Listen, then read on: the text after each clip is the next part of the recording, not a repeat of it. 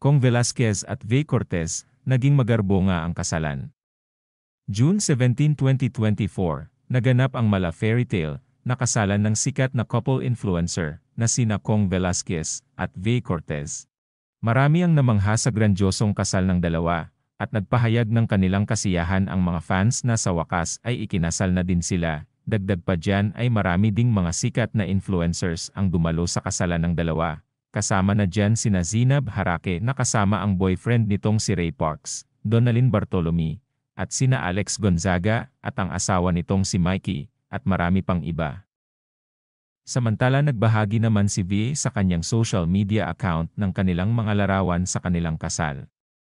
Sa naging seremonyo nga ng kasal ng dalawa, ay hindi napigilan ng dalawa ang maging emosyonal dahil nga sa wakas ay mag-asawa na nga sila. At sa dami ng kanilang pinagdaanan sa simbahan din ang kanilang tuloy. Maladyosa naman si Vey sa kanyang naging wedding gown, at hindi maipagkakailang talagang bumagay sa kanya ang kanyang gown na suot at lalo pang tumingkad ang kanyang ganda sa kanyang suot. Namangha din ang nakararami, lalong-lalo na ang bagong mag-asawa sa naging kinalabasan ng decoration ng kanilang reception area, kung saan talagang halos matabunan na ito ng mga dekorasyon na more on white at talaga nga daw na hindi nila inakala na ganun ang kalalabasan nito, na sobrang ipinagpasalamat ng dalawa.